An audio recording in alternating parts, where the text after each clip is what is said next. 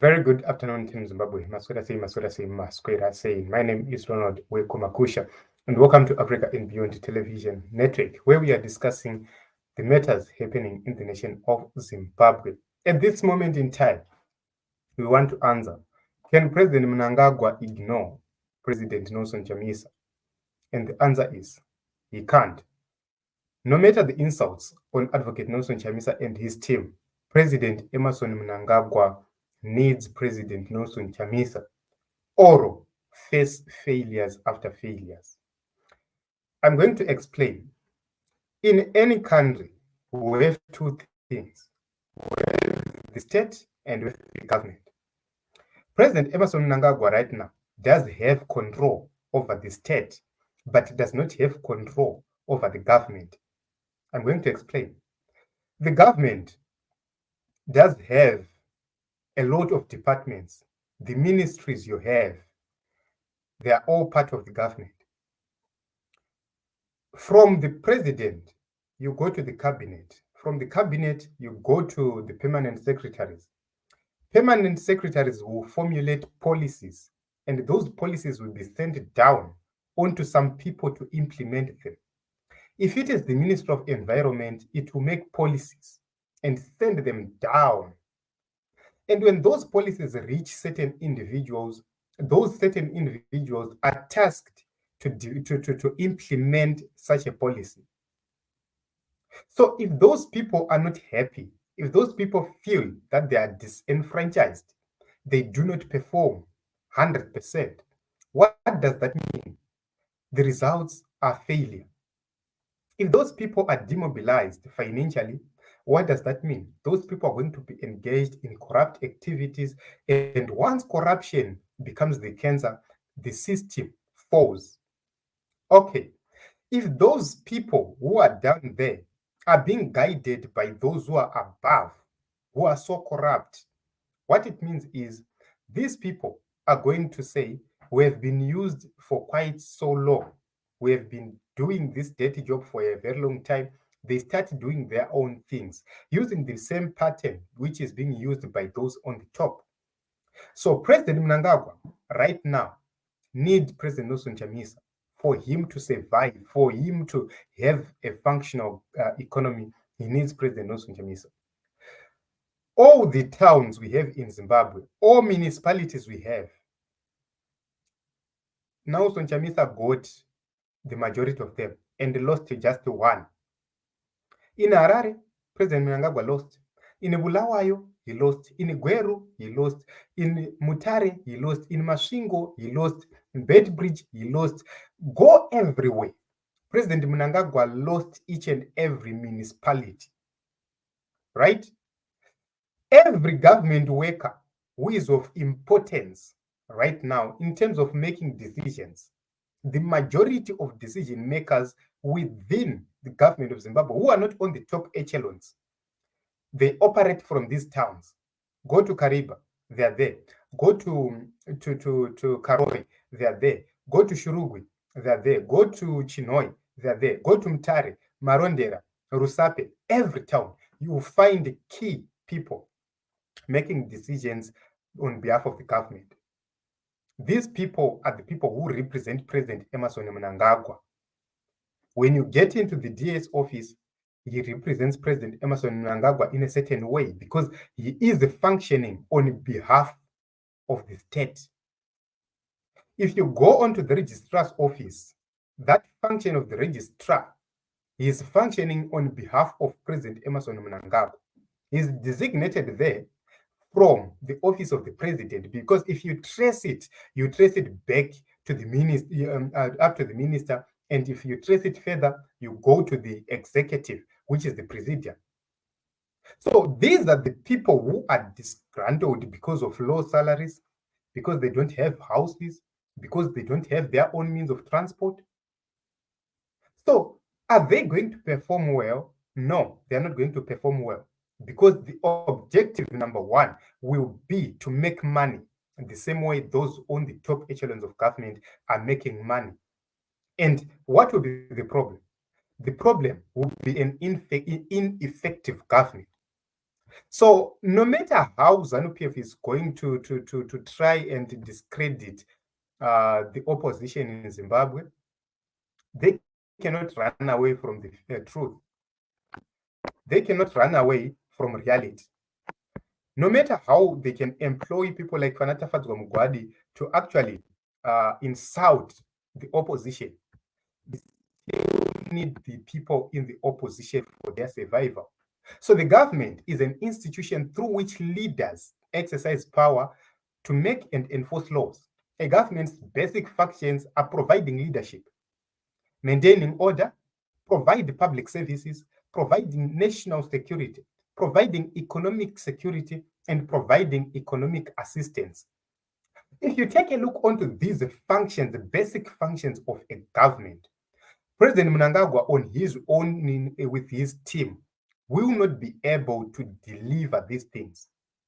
Number one, an issue of leadership. For you to be called a leader, there must be a consensus. You can't be a leader by force. Maybe in the past, but not now. Why? We have people who think. We have people who have means to defy your orders.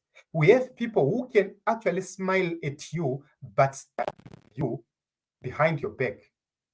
Those are the kind of people we have right now. So for the government, for it to provide leadership, there is no way they're going to provide leadership because of corruption, because of nepotism, because of favoritism, because of chindinindini, because of clanmanship, where people are appointed according to how much they can bootlick, to how much they can praise and worship you. That is a recipe for disaster. That is an application for failure of any leader you can talk about. So if you take a look, if you take a closer look, the government must make sure that they maintain order. How are corrupt, have become corrupt because they have nothing in their pockets. Looking at the salaries being given to civil servants right now, there's no way Zimbabwe is going to have order in any form, in any sector, in any way.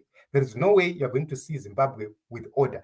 Go into any office and show me order. You will not be able to get order. Why? Go to the registrar's office. You have to pay for you to get a birth certificate. You have to pay for you to get an ID. You have to pay for you to replace anything lost. That is the reality. No matter how those in leadership will try to distance themselves from it, that is the truth. Go to the judiciary service, how they deliver the justice. You will see that there is no order, because order comes from the law. Are you following the law? Are you doing what the law says? If no, that means there is no order. Go to Zimbabwe Electoral Commission. There is order prescribed by the constitution, by the electoral law. Is that order being maintained? No. Why? ZEC is working according to orders from somewhere, which means they are not maintaining order as per the constitution and as per the law. Go to the police, the same is happening. Go anywhere, you see the same happening.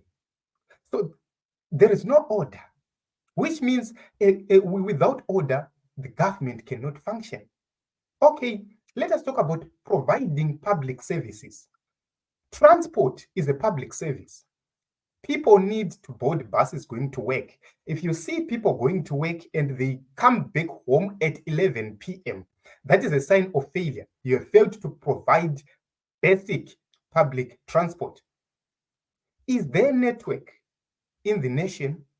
Partly, is that network effective and cheap enough and affordable? No. That will show you that you are not providing public services.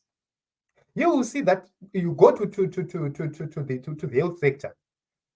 Can somebody go into Parirenyatwa today and get treated?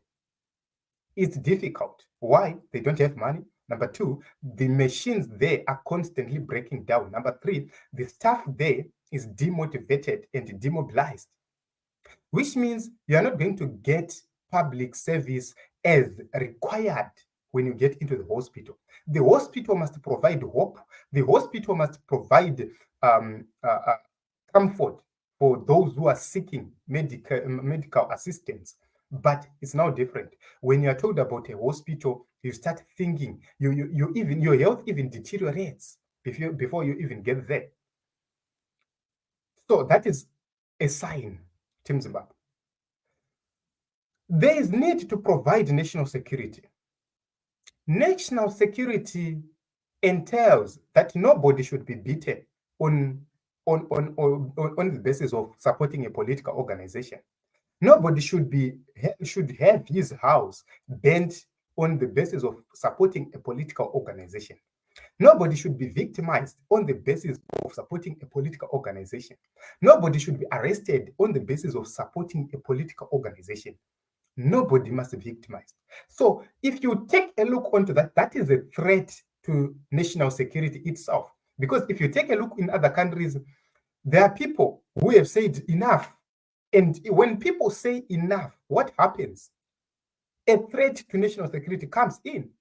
So the government is supposed to make sure that the institutions within are able to contain any situation which might lead to resistance, which might be a threat to national security. The government of President Mnangagwa is proving to go in the opposite direction. National security is not pushed through cohesion. You must reach consensus, because those who are in the security sector, they need cooperation from those from the public. You need people. You need assistance from the public. For an officer, intelligence officer, for him to be able to do his work, he needs to be embedded within a community. But if it is made difficult for somebody to be within a community so as to gather intelligence, it means his job is now compromised. If it becomes difficult for a police officer to make an inquiry from the public and get a response, it becomes difficult for him to actually execute his job or his duties. And that becomes a national security threat. The government of Zimbabwe, which we have, does not care about all that. Okay, is there economic security? No, there is no economic security. If I put my money in the bank, do I have a guarantee that I'm going to find my money there? Somebody who left 10,000 United States dollars before 2019 came back to Zimbabwe and found nothing. That is a sign of no economic security. You have a house. Do you have title to that house? No. You have been working. Do you have a pension? No.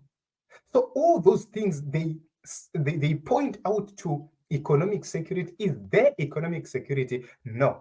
Everybody who is graduating from school expects to get a job. Where are you going to get a job when the government itself is not functional? So that is the problem on its own, which means the people who are supposed to get economic security are not going to get it, because they are jobless. They are doing nothing. They are idle. You are spending the whole year doing nothing, which means in 5 years you have spent doing nothing. You have lost investments. You have lost savings. You have lost opportunities.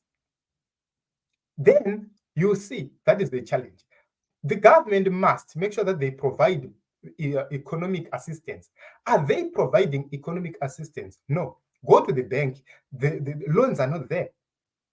Go to the bank. Savings are not there. The government does not offer any assistance to anybody. They just offer to their counterparts. Go onto the list of the people named on the RBZ loan.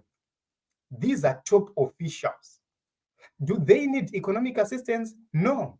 They already have allowance from government. They already have cars from government. They already have much needed health assistance and everything else they need. They already get it from the government. But they're the beneficiaries, not the general public or the general populace. So you will see that this government has failed to do that. And that has demoralized the people who are supposed to be implementing any meaningful government policy, which means no matter a policy you make, it will not yield results. It will not yield anything because the people who are supposed to be on board are not on board. Yes, top echelons might be on board, but not everyone else. So you will not see it immediately. Look from 2019, how the situation was deteriorating up to this day. It was deteriorating each and every day. And now we are now on warring level. That is the reason why ZANU-PF had to unleash terror onto the people for them to be able to vote. That is the reason why ZANU-PF had to use FAS for them to be able to retain power. So Nelson Chamisa, with more than 30 municipalities, he is controlling, and Mnangagwa with 1. What it means is the nurses are going to be difficult to bring back on board, to actually understand what the government is to be done. The nurses will need a different voice to convince them that they have to deliver. The doctors the same, the teachers the same, the lawyers, everybody, you need a different voice to actually convince these people to come back on board. Without that different voice, it is going to be a very difficult task for President Mnangagwa to do anything different. It is going to be an uphill task for him to do anything. So what needs to be done? President Mnangagwa must, number 1, swallow his pride. Number 2, he must approach President Nelson Chamisa wholeheartedly. Number 3, he must instruct his people within ZANU-PF to restrain and to start being cautious with their words, number 1, with their actions, number 2. Number 3, he must make sure that all corrupt people are arrested within the top echelons of his government. He must make sure that he honors his oath of office. He must respect the Constitution. So this is a very, very, very difficult moment for President Emmerson Mnangagwa without Nelson Chamisa. The only way he can be bailed is through Nelson Chamisa. Yes, he is in charge of the state, but he remains not in charge of the government because the people who are employed by the same government, who are supposed to deliver, they believe otherwise. So it is going to be difficult for you to be believed otherwise. That is the honest truth. You need somebody to actually convince that person. Just imagine you get to a particular area without someone in area, you find it difficult for you to live there. So this is my opinion. This is how I view this situation. And this tells us that no matter how President Mnangagwa will try to run away from this fact, he needs advocate Nelson Chamisa. So it is up to him to do the noble thing, to do the rightful thing, and make sure that he stops the kind of madness which we're seeing within the government of Zimbabwe. Joy Mugambi, thank you very much for coming and the contribution. Chipo Amandishe, thank you very much. Varu Skanzino hospitals in Zimbabwe. I'm going to my building status not cheap. That's why I am saying ZANU must go and it's public. Yes, ZANU-PF must go. That we agree. So it is what it is. Let us meet in other episodes and other broadcasts. My name is Ronald Wekwamakusha. So till we meet again.